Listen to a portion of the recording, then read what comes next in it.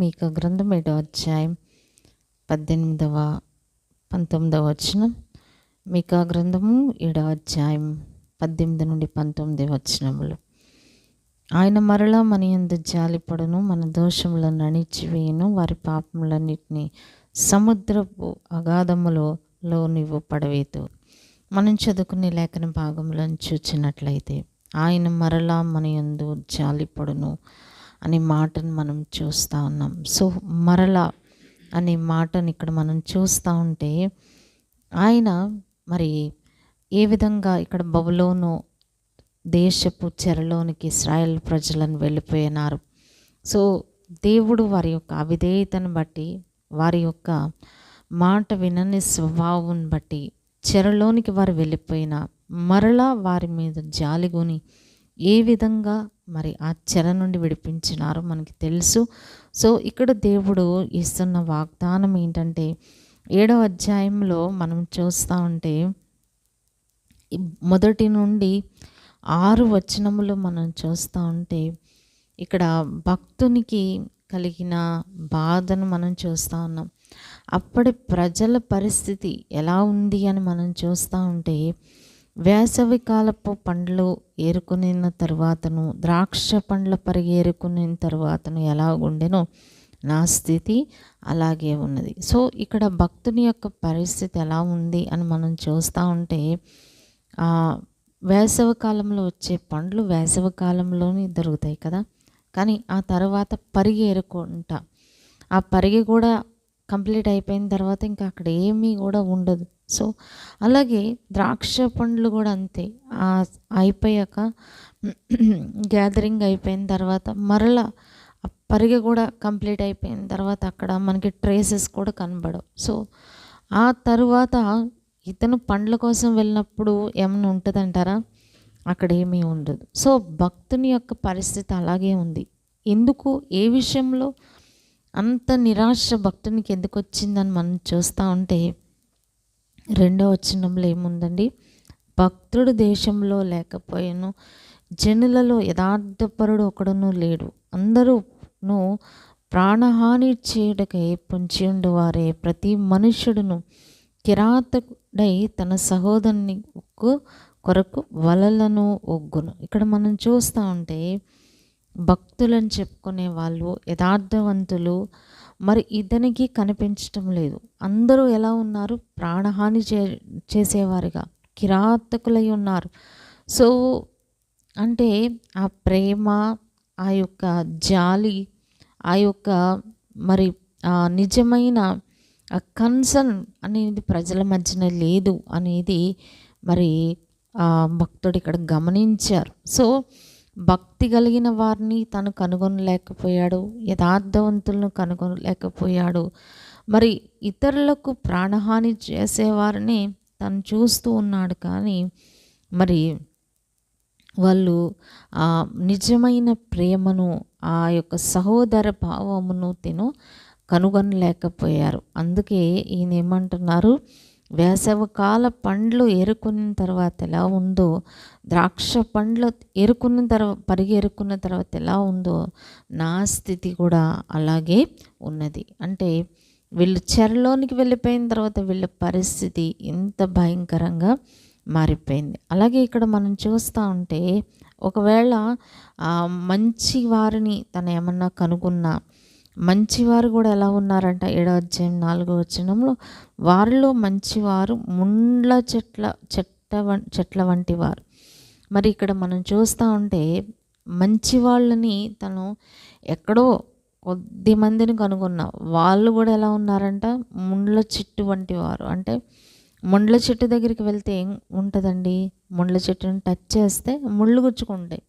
అంటే వాళ్ళల్లో మంచి వాళ్ళు అని చెప్పుకునే వాళ్ళు కూడా ఆయన ఆ స్థితిని ఆయన గుర్తెరిగినట్లుగా ఆ యొక్క ఫాల్ట్స్ అనేవి ఆయన ఫైండ్ అవుట్ చేశారు. అలాగే ఆ లూప్ హోల్స్ అనేవి ఈయనకి కనబడుతూ ఉన్నాయి. అలాగే వారిలో యథార్థవంతులు ముండ్ల కంచె కంటెను ముండ్లుగా ఉందరు. సో ఎక్కడో మంచివారిని తను కనుగొన్నాడంటే వాళ్ళు ముండ్ల చెట్టులాగా ఉన్నారు. యథార్థపరులను కనుగొన్నాడంటే వాళ్ళు ఎలా ఉన్నారట, ముండ్ల కంచె కంటే ముండ్లుగా. అసలు ముళ్ళ కంచె దగ్గరకు ముళ్ళ కంచె ఎందుకు వేస్తారండి?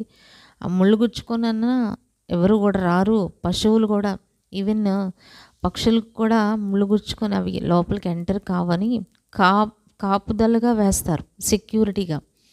కానీ యథార్థవంతులు అని చెప్పుకునే వాళ్ళు, యథార్థవంతులు అని తను ఎవరినైతే కనుగొన్నాడో వాళ్ళు ఎలా ఉన్నారంట, ముండ్ల చెట్టు కంటే ఇంకా టెరిబుల్గా ఉన్నారనమాట. ముండ్లుగా ఇంకా, అంటే వాళ్ళని అసలు ఎక్కడ టచ్ చేసినా వాళ్ళల్లో కూడా ఆ యొక్క దుష్టత్వం, వాళ్ళల్లో కూడా బాధపరిచే ఆ ఇది ద్వేషం, ప్రేమ లేకపోవడం, ఇవన్నీ కూడా ఈ భక్తుడు గమనించి అదే చెప్తున్నారనమాట. సో యథార్థవంతులు ఎలా ఉన్నారు, మంచివారు అనుకునేవారు ముండ్ల చెట్టులాగా ఉన్నారు. యథార్థవంతులేమో ముండ్ల చెట్టు కంటే ముళ్ళుగా ఉన్నారు. అలాగే 5వ వచనంలో చూస్తే పోనీ ఇక్కడ ఏమంటున్నారు, అసలు నేను సెట్ చేసిన నాకు ఎవరు భక్తులు అన్నవాళ్ళు కనిపించలేదు, యథార్థవంతులు కనిపించలేదు, అందరూ ప్రాణహాని చేయడానికి చూస్తున్నారు అని అక్కడ చెప్పారు పైన వెర్స్లో. సెకండ్గా ఏం చెప్పారు సెకండ్ వెర్స్లో, ఇక్కడ మరి ఒకవేళ మంచివారిని తను కనుగొన్న, యథార్థవంతులను కనుగొన్న వాళ్ళు ఇంకా టెరిబుల్గా ఉన్నారని చెప్తూ, మూడవదిగా ఈయన ఎలాంటి కేటగిరీ మనుషులను కనుగొన్నారంటే 5వ వచనంలో, స్నేహితుని యందు నమ్మిక ఎంచవద్దు, ముఖ్య స్నేహితుని నమ్ముకొనవద్దు, నీ కౌగిటిలో పండుకొని దాని ఎదుట నీ పెదవుల ద్వారమునకు కాపు పెట్టుము. సో ఇక్కడ 3rd సెషన్లోకి వచ్చేసరికి ఈయన ఈవెన్ స్నేహితులు, తన స్నేహితులు అంటే క్లోజ్ ఫ్రెండ్స్ కూడా వాళ్ళు చాలా వాళ్ళు కూడా నమ్మదగిన వారిగా లేరు అనేది ఈయన ఫైండ్ అవుట్ చేశారు. సో 4వదిగా వచ్చేసరికి భార్యను, అలాగే 6వ వచనంలో కుమారుడు తండ్రిని, కుమార్తె తల్లి మీదికి, కోడలు అత్త మీదికి లేచుదురు, ఎవరి ఇంటి వారు వారికి విరోధులగుదురు. సో 4వదిగా ఈయన గమనించినప్పుడు ఇళ్లల్లోనే విరోధము, కుటుంబాల్లోనే ఆ విరోధము, ఐక్యత లేని పరిస్థితి, ఆ విరోధ భావము, ఒకరి మీదకి ఒకరు లేవడం, నిర్లక్ష్య స్వభావము, ఇవన్నీ కూడా విరోధ స్వభావము, ఇవన్నీ కూడా అంటే ఈవెన్ తన యొక్క బాధను, తన యొక్క విషయాలను కూడా షేర్ చేసుకోలేని పరిస్థితి ఇంటి వారికి కూడా. సో ఇలా 4 కేటగిరీస్ను మన గమనించారు. ఒకటి, తను అసలు భక్తులు అన్నవారిని, యథార్థవంతులను కనుక్కోలేకపోయారు. రెండవదిగా మంచివారు, పోన్లే వీళ్ళు మంచివారు, వీళ్ళు యథార్థవంతులు అని అనుకున్న వాళ్ళు ఇంకా ఘోరంగా ఉన్నారు, ముళ్ళులాగా ఉన్నారు. ఎక్కడ టచ్ చేసినా వాళ్ళ వలన బాధ, అంటే వాళ్ళ మాటలు, వాళ్ళ క్రియలు, వాళ్ళ నడవడిక కూడా ఈయన్ను చాలా బాధపరిచిందనమాట. 3వ కేటగిరీలో స్నేహితులు, క్లోజ్ ఫ్రెండ్స్ దగ్గర అట్లీస్ట్ ఆ ప్రేమను ఆశించినారు, కానీ వాళ్ళు కూడా ఎలా ఉన్నారు, చాలా మరి విరోధ భావంతో ఉన్నారు. 4వదిగా చూసినప్పుడు కుటుంబంలోనికి వచ్చేసరికి కుటుంబ పరిస్థితులు, కుటుంబంలో కూడా ఐక్యత లేదు, కుటుంబంలో కూడా నిర్లక్ష్య స్వభావం, విరోధ స్వభావము, ఇదంతా కూడా ఆయన గమనించినప్పుడు మరి ఏమంటున్నారు, పరిస్థితి ఎంత ఘోరంగా ఉందో ఈయన వివరిస్తూ ఉన్నారు. సో ఇదంతా కూడా ఈయనకి ఎలా కనిపించేదంట, 8వ వచనానికి వచ్చేసరికి, నేను అంధకారం ముందు కూర్చున్నాను. సో మనుషుల నుంచి అట్లీస్ట్ ఈయనకి ఆ ప్రేమ, నిజమైన భక్తి అనేది ఈయన కనుగోలేకపోవడం చేత అంతా ఈయనకి ఎలా ఉందండి, అంధకారంగా ఉంది.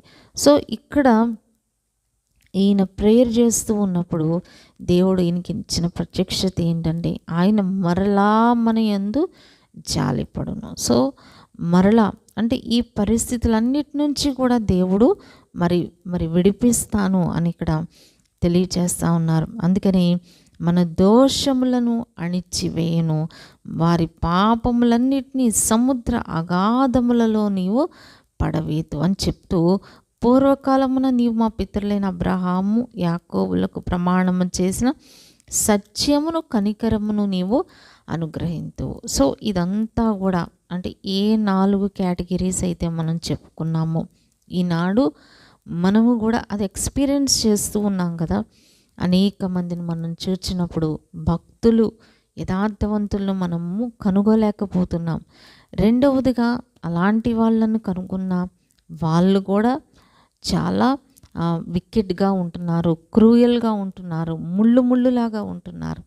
మూడవదిగా స్నేహితులు, క్లోజ్ ఫ్రెండ్స్ దగ్గరకు వెళ్ళిన అక్కడ కూడా ఆ నిజమైన ప్రేమ అనేది కనిపించటం లేదు. స్వార్థము అంటే ద్వేషము, అసూయ ఇవన్నీ కూడా మనం ఎదుర్కొంటా ఉన్నాం.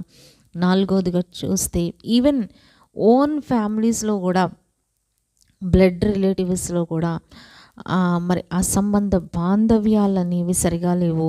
భార్యాభర్తల మధ్యన, మరి బిడలు తల్లిదండ్రుల మధ్యన, తోబుట్టువుల మధ్యన మనం నిజమైన ఈ ప్రేమను మనం కనుగోలేకపోతున్నాము. అదే భక్తుడు చెప్తున్నారు కదా.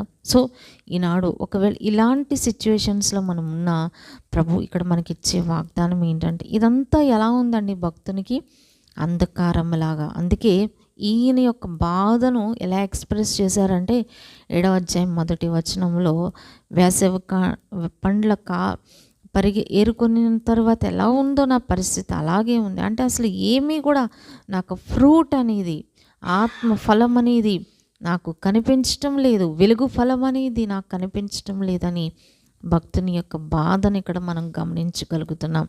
సో ఇలాంటి సిచ్యువేషన్స్లో మనమున్న దేవుడు మనకిచ్చే నిరీక్షణ ఏంటంటే, ఆయన మరలా మన యందు జాలి పడతారు అని, మన పట్ల కనికరము చూపిస్తారని, మన దోషములను అణిచివేసి మన పాపములను సముద్ర అగాధములలో పడవేతును అని దేవుడు వాగ్దానం చేస్తూ ఉన్నారు. మరి అబ్రహాము యాకోబులకు చూపించిన ఆ యొక్క సత్యము, కనికరము తిరిగి దేవుడు మనకి అనుగ్రహించేవారిగా ఉన్నారు. అందుకే పడమటికి తూర్పు ఎంత ఎడమో మన పాపములను ఆయన అంత దూరపరిచి ఉన్నాడని కీర్తనల గ్రంథం 103వ అధ్యాయంలో కూడా మనం చదువుకుంటా ఉన్నాం. కాబట్టి మనము ఒకవేళ ఇలాంటి సిచ్యువేషన్స్లో మనము ఎవరి మీద ఆధారపడలేని పరిస్థితులు, సో ఎవరిని నమ్మలేని పరిస్థితులు, ఎవరి దగ్గర నుంచి ఆ నిజమైన ప్రేమను, ఆప్యాయతను, ఆదరణను మనం పొందలేని పరిస్థితులు ఉన్నప్పటికీ కూడా దేవుడు మన యందు జాలిపడేవారిగా ఉన్నారు. మన పట్ల ఆ ప్రేమను ప్రభు మనకి చూపించేవారై ఉన్నారు.